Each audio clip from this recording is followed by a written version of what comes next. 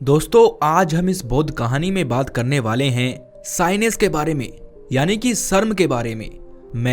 आप यहाँ पर बहुत सारे ऐसे लोग हैं जो इस चीज से परेशान हैं कि जब भी वो कुछ करने जाते हैं या कुछ बोलने जाते हैं तो उन्हें शर्म आने लगती है, जिस वजह से वो उस काम को कर ही नहीं पाते हैं।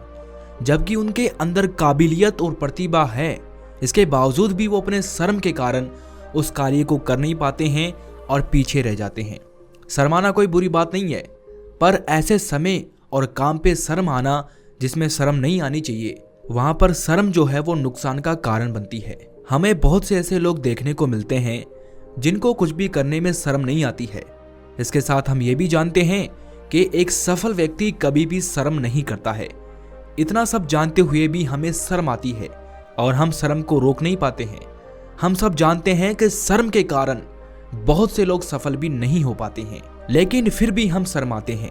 लेकिन दोस्तों, जिसके अंदर ज्यादा शर्म रहती है वो कभी भी सफल नहीं बन पाता है। तो आखिर क्या कारण है जिसकी वजह से हम इतना शर्माते हैं और हम उन्हें कैसे दूर कर सकते हैं? आपके सभी सवालों के जवाब आपको इस वीडियो में, इस कहानी में अंत तक जरूर मिल जाएंगे। इसलिए आपसे निवेदन है कि आप इस कहानी में अंत तक जरूर बने रहना। एक नगर में एक धनवान सेठ रहता था।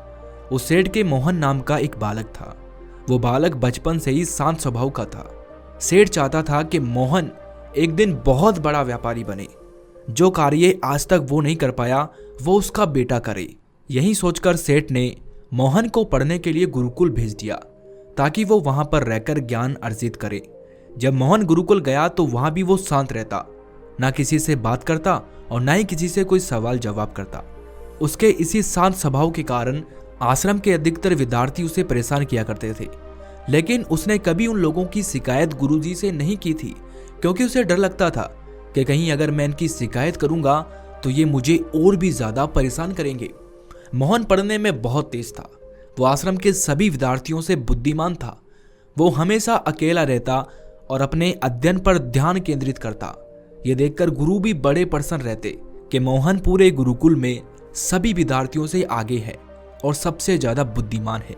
लेकिन जैसे जैसे समय गुजरा, मोहन की घबराहट, बेचैनी और शर्म बढ़ने लगी। मोहन अपने गुरु से ठीक से भी खुलकर बात नहीं कर पाता था। ऐसे में मोहन युवा हो चुका था और उसकी शिक्षा भी पूर्ण हो चुकी थी। शिक्षा पूर्ण होने के बाद मोहन घर आता है। जब मोहन घर आता है तो सेठ बड़ा प्रसन्न होता है और मोहन से कहता है कि बेटा, मैंने अपने जीवन में बहुत कुछ हासिल किया, लेकिन जो मैं हासिल नहीं कर पाया वो तुझे करना है। तू मेरा बहुत बहादुर बेटा है। इतना कहकर सेठ ने अपने व्यापार का सारा जिम्मा जो है वो मोहन को सौंप दिया। मोहन दूसरे दिन से अपनी दुकान पर जाने लगा। उसे व्यापार की बहुत अच्छी परख थी, क्योंकि उसने उसके पिताजी से सब कुछ सीख लिया था। लेकिन जब वो दुकान पर बैठने लगा, जब सामान का क्रय विक्रय करने लगा, तो उसे बड़ी परेशानी होने लगी, क्योंकि वो अपने स्वभाव के चलते ज्यादा कुछ बोल नहीं पाता था, जिस कारण लोग उसकी तरफ आकर्षित नहीं हो पाते थे। मोहन बात करने में ही घबरा जाता था। वो किसी को कुछ भी नहीं बता पाता था। धीरे धीरे उसका व्यापार जो है वो ठप होने लगा। जब सेठ को इसके बारे में पता चला तो सेठ ने मोहन से पूछा कि बेटा, क्या बात है? तो मोहन डर गया और कुछ भी नहीं बोला। उसे इस बात का डर था कि कहीं पिताजी उसे डांटने ना लग जाए। सेठ के बहुत बार पूछने पर जब मोहन नहीं बोला तो सेठ को गुस्सा आ गया और वो बोला, तुम कुछ बोलते क्यों नहीं हो? आखिर हुआ क्या है? तुम कुछ बताते क्यों नहीं हो? तुम गूंगे हो क्या? मैंने तो सोचा कि तुम पढ़ लिख कर बहुत बड़ा करोगे, लेकिन तुमने तो बड़ा करने की जगह जो हमारे पास था उसे भी डुबा दिया, उसे भी ठिकाने लगा दिया। तुम किसी भी काम के नहीं हो, निकल जाओ मेरे घर से। यह कहकर सेठ ने अपने बेटे मोहन को थप्पड़ जड़ दिया। इसके बाद मोहन वहां से चला गया और चलते चलते एक जंगल में पहुंच गया। वहां पहुंचकर वो रोने लगा।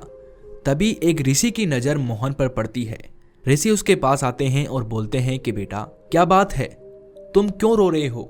लेकिन मोहन कुछ भी नहीं बोला। वो चुपचाप रोता रहा। तब ऋषि ने बड़े प्यार से मोहन से पूछा, क्या हुआ है बेटा? तुम्हें क्या तकलीफ है? तुम मुझे बता सकते हो, मैं तुम्हारी मदद करूंगा। इतना प्यार से पूछने पर मोहन ने उनसे कहा कि मुनिवर, मैं अपने जीवन में बहुत कुछ करना चाहता हूँ, लेकिन मैं कर नहीं पाता हूँ। मुझे कुछ करने से पहले ही घबराहट होने लगती है। मैं बोलना तो चाहता हूँ पर बोल नहीं पाता हूँ, और इसी कारण मैंने मेरे पिताजी के व्यवसाय को भी बर्बाद कर दिया। मेरे पिताजी ने मुझे नालायक और नक्कारा कहकर घर से भी निकाल दिया है। अब आप ही बताइए मुनीवर, इसमें मेरी क्या गलती है? आखिर मेरे साथ ऐसा क्यों होता है? ऋषि उसकी बात को बड़ी ही गंभीरता से सुन रहे थे और फिर उससे कहते हैं कि बेटा, जो तुम्हारे साथ हो रहा है वो अक्सर लोगों के साथ होता है, लेकिन तुम इससे बाहर निकल सकते हो। ये जो कुछ भी तुम्हारे साथ हो रहा है वो तुम्हारी शर्म, घबराहट और बेचैनी के कारण होता है। तुम्हें सबसे पहले अपनी शर्म को छोड़ना होगा और आत्मविश्वासी बनना पड़ेगा। यह सुनकर मोहन उन ऋषि से कहता है, आप मुझे बताइए गुरुदेव कि मैं क्या करूं जिससे कि मेरी शर्म खत्म हो जाए और मैं पूरे कॉन्फिडेंस के साथ हर कार्य कर पाऊं। इसके बाद गुरु मोहन से कहते हैं कि बेटा, जब भी किसी काम को करते समय तुम्हें अजीब सा लगे, तुम घबराने लगो, अपने आप को अनकंफर्टेबल महसूस करने लगो, तो तुम समझ जाना कि तुम शर्मा रहे हो, घबरा रहे हो, और यही शर्म और यही घबराहट तुम्हें आगे बढ़ने नहीं देगी। शर्म को कैसे दूर किया जाए, इसे जानने से पहले यह जानना जरूरी है कि तुम्हें शर्म क्यों आती है, क्योंकि जब हम बीमारी की जड़ को पकड़ लेते हैं तो हमें उसका निवारण भी जल्दी मिल जाता है। अब मेरी बातों को ध्यान से सुनो। शर्म आने का सबसे पहला कारण है तुम्हारे मन के डर का कि लोग मेरे बारे में क्या सोचेंगे, मेरे बारे में क्या कहेंगे। आपको इस बात का डर रहता है कि कहीं कोई आपको जज ना करे कि आप अच्छे हो, बुरे हो, मोटे हो या पतले हो, और इसी वजह से आप उन लोगों के सामने जाने से डरते हो। शर्म आने का दूसरा कारण है कि आप गलतियों से डरते हैं। आपको ऐसा लगता है कि अगर मैं कुछ बोलूंगा और मेरे बोलने से कुछ गलती हो गई तो लोग मेरे बारे में क्या सोचेंगे, लोग तो मुझे गलत बताएंगे। आपको लगता है कि कहीं मैं लोगों के बीच में फंस ना जाऊं, लोग मेरा मजाक ना बना दे, कोई मेरे अंदर ऐसी कोई कमी ना निकाल दे जिसकी वजह से मुझे दिक्कत हो जाए। आपको लोगों के बीच में जाने से ही डर लगता है। शर्म आने का तीसरा सबसे बड़ा कारण है कि सभी लोग आपको ही देख रहे हैं, सभी लोगों का ध्यान आपके ऊपर ही है, और इसी वजह से आपकी घबराहट और भी ज़्यादा बढ़ जाती है और आपको ज़्यादा शर्म आने लगती है। आप उनसे बचने की कोशिश करते हैं और अकेले रहते हैं। शर्म आने का चौथा कारण है आपके मन को इस बात का डर रहता है कि सामने वाला कहीं मुझे मना ना कर दे। अगर उसने मना कर दिया तो मेरी बेइज्जती हो जाएगी, लोग मेरे बारे में क्या कहेंगे, लोग मेरे बारे में क्या सोचेंगे। आपको लगता है कि आप किसी से बात करेंगे, उसे किसी काम के लिए कहेंगे तो वो मना कर देगा। अगर उसने मना कर दिया तो आपकी इज्जत कहाँ रह जाएगी। इस चक्कर में आप उनसे बात नहीं कर पाते हैं और शर्माते रहते हैं। शर्म आने का पांचवा कारण है आपके अंदर आत्मविश्वास की कमी। जब आपके अंदर आत्मविश्वास नहीं होगा तो आप लोगों के सामने जाने से डरोगे, आप लोगों से बात करने से हिचकी खाओगे, आप लोगों तक अपनी बात पहुंचाने में हिचक जाओगे। इसीलिए अगर आपके विश्वास में कमी है तो आपको अवश्य शर्म आएगी। शर्म आने का छठा कारण है आपका अनकंफर्टेबल महसूस करना। आपको कहीं जाने से पहले ऐसे लगने लगता है कि अरे मैं तो काला हूँ, मैं तो मोटा हूँ, मुझे कोई पसंद नहीं करता है, मेरे अच्छे कपड़े नहीं हैं, मैं अच्छा नहीं दिखता हूँ। ये सारी बातें आपको आगे बढ़ने से रोकती है। इसके बाद ऋषि मोहन से कहते हैं कि बेटा, अब मैं तुम्हें शर्म को कम करने का आसान से आसान तरीका बताता हूँ, जिसको अगर तुमने अपने जीवन में शामिल कर लिया तो तुम अपनी शर्म को कम कर सकते हो। इसके बाद ऋषि मोहन को शर्म खत्म करने का पहला तरीका बताते हुए कहते हैं, उस काम को बार बार करें जिसको करने में आपको शर्म आती है। अपनी शर्म को कम करने के लिए आप उस काम को बार बार करें जिस काम को करने में आपको शर्म आती है। इस तरह से आपकी शर्म कुछ समय में ही खत्म हो जाएगी। जैसे अगर आपको किसी नए इंसान से बात करने में डर लगता है तो आप अक्सर नए नए लोगों से बात करते रहो। कुछ समय नए नए लोगों से बात करने के बाद आपकी शर्म नए लोगों से बात करने में बिल्कुल खत्म हो जाएगी। नए लोगों से बात करने के अलावा आप कुछ और भी कर सकते हैं जिसे करने में आपको शर्म आती है। दूसरा तरीका, गलतियां करने से ना डरें। हमसे किसी तरह की कोई गलती ना हो जाए, इसीलिए हम उस काम को करते ही नहीं है जिसमें हमें शर्म आती है। अपनी शर्म को कम करने के लिए आप किसी तरह की गलती करने से ना डरें। जैसे अगर आप मंच पर बोल रहे हैं तो आप ये कभी ना सोचें कि आपसे कोई गलती हो जाएगी। ऐसा सोचने से आपसे कोई ना कोई गलती जरूर होगी। इसके साथ ही साथ कोई गलती हो जाए उसे याद भी ना रखें।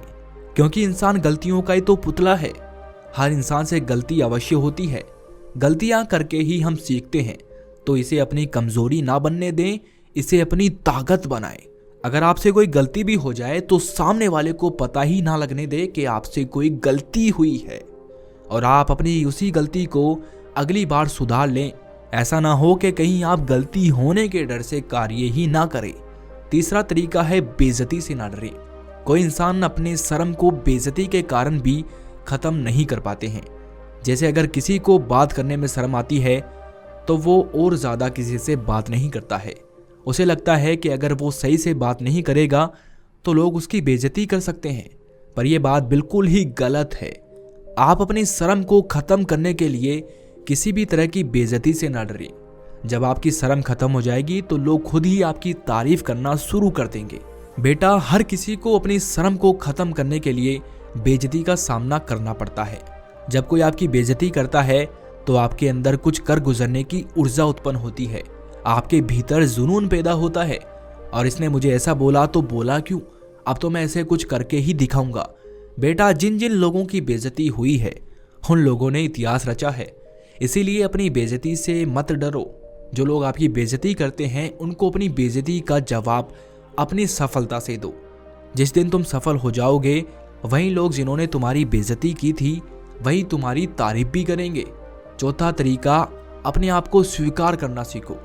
इस दुनिया में आधे से ज्यादा लोग इस वजह से खुश नहीं रह पाते हैं कि वो कैसे दिखते हैं। उनको लगता है कि उनके शरीर में कुछ चेंज होना चाहिए, तब जाकर वो अच्छा दिखेंगे, तब जाकर लोग उसको पसंद करेंगे। इसलिए सबसे पहले तो इस भावना को छोड़ो कि मैं अच्छा नहीं दिखता हूँ, मैं काला हूँ, मैं मोटा हूँ, मैं पतला हूँ, मेरा पेट लटक रहा है, मुझे कोई पसंद नहीं करता है। आप लोग ये सब सोचते हैं, लेकिन तुम्हें अपने आप को स्वीकार करना है। तुम जैसे हो अच्छे हो। आप अपने चेहरे को नहीं बदल सकते हैं, लेकिन हाँ, आप अपने शरीर को मोटा या पतला जरूर कर सकते हैं, लेकिन आप अपने रंग को नहीं बदल सकते हैं। आप अपने चेहरे को नहीं बदल सकते हैं। जो चेहरा भगवान ने हमें दिया है वो हमारे लिए बहुत ही सुंदर है, उससे हमारी पहचान होती है। इससे ज्यादा आपको क्या चाहिए? उस चेहरे को देखकर ही तुम्हारी माँ के चेहरे पर मुस्कान आती है, उन्हें सुकून मिलता है। इसीलिए अपने आप को स्वीकार करो। आप अपने आप को सुंदर बना सकते हैं। इंसान रंग रूप से सुंदर नहीं बनता है, वो अपनी फिटनेस से सुंदर बनता है। आप अपनी फिटनेस पर ध्यान दो, क्योंकि उसे आप बदल सकते हैं, और उसके लिए तुम रोज योग और प्राणायाम कर सकते हैं। जब तुम अपने शरीर को फिट रख लोगे तो तुम अपने अंदर को तो अपने आप ही सुंदर लगने लगोगे, और दूसरे लोग भी तुम्हारी तरफ आकर्षित होंगे। जब तुम लोगों के बीच में जाओगे तो तुम्हें अच्छा लगेगा, आप और भी अच्छे दिखोगे। पांचवा तरीका, आप अपने ऊपर ध्यान दें। आप ये कभी ना सोचें कि आपके पास क्या नहीं है, आप हमेशा ये सोचें कि आपके पास क्या क्या है। आप जो शब्द बोल रहे हैं आप उनको सुनिए। आप उन शब्दों के साथ अपनी भावनाओं के साथ जुड़ने की कोशिश कीजिए, क्योंकि लोग वही सुनेंगे जो आप उनको सुनाना चाहोगे। लोग वही देखेंगे जो आप उनको दिखाएंगे। आप अपने अंदर से क्या दिखाना चाहते हैं, आप अपने अंदर से क्या बोलना चाहते हैं, ये चीज़ आपको डिसाइड करनी पड़ेगी। और आप ये सब चीज़ तब कर पाएंगे जब आप बाहर की दुनिया को छोड़कर अपने अंदर की दुनिया से अपने आप को जोड़ पाएंगे। आप अमीर हो या फिर गरीब हो, ये लोगों को पता नहीं रहता है, आप ही उन्हें बताते हैं। इसीलिए आपको इस बात का ध्यान रखना है कि आपको अपनी छवि लोगों के सामने कैसी बनानी है। आपको अपनी छवि अच्छी बनानी है तो लोगों के सामने कभी भी अपनी जो कमजोरी है वो मत दिखाओ। और इसके साथ ही तुम्हें खुद को मोटिवेट भी रखना है। मोटिवेशन भी शर्म को खत्म करने में मदद करता है। हम सब ये जानते हैं कि शर्म को खत्म करने के लिए हमें उस काम में उत्तम होना पड़ेगा जिस काम को करने से हमें शर्म आती है। अब उस काम में उत्तम होने के लिए हमें सबसे पहले उस काम को करना होगा। काम को करने के लिए मोटिवेशन की काफ़ी ज़रूरत होती है, इसीलिए जितना हो सके खुद को मोटिवेट रखें। ये मोटिवेशन आपसे वो सब काम करवा देगा जो आपकी शर्म आपको नहीं करने देती है। छठा तरीका, खुद पर विश्वास रखें। मोटिवेशन के साथ ही शर्म को खत्म करने के लिए खुद पर विश्वास जरूर रखें। आपका विश्वास भी आपकी शर्म को खत्म करने में काफ़ी मदद कर सकता है। जो इंसान खुद पर विश्वास नहीं कर सकता है वो कुछ भी नहीं कर सकता है। तो आप ऐसी गलती कभी ना करें। आप हमेशा अच्छा कार्य करें। जब आप अच्छा काम करेंगे तो वही अच्छे काम आपको भविष्य में सफलता दिलाएंगे। और जैसे जैसे आप आगे बढ़ते जाएंगे तो आपके द्वारा किए गए जो काम है वो आपको शक्ति देंगे और आप अपनी सफलता को हासिल कर लेंगे। और एक और बात, आप ये कभी ना सोचें कि सब आपको देख रहे हैं। हमारे साथ भी ऐसा ही होता है कि हम सोचते हैं कि सभी लोग हमें देख रहे हैं, पर ऐसा होता नहीं है। इस समय में कोई भी किसी पर ध्यान नहीं देता है, और अगर ध्यान भी देता है तो ज़्यादा समय के लिए ध्यान नहीं देता है। लेकिन हम मान लेते हैं कि सभी लोग हमारे ऊपर ध्यान दे रहे हैं। बस इसी कारण हमको शर्म आती है, और हमेशा नेगेटिव सोच को खुद से दूर कर दें। आपकी नेगेटिव सोच भी आपको शर्म से भर देती है। हम अक्सर मान लेते हैं कि अगर हम ऐसा कुछ भी करेंगे तो बुरा ही होगा, जिसके कारण हमारी शर्म और भी ज़्यादा बढ़ जाती है। आप अपने पास से नेगेटिव थिंकिंग को दूर कर दें, बस पॉजिटिव सोचें, आपके साथ अच्छा ही होगा।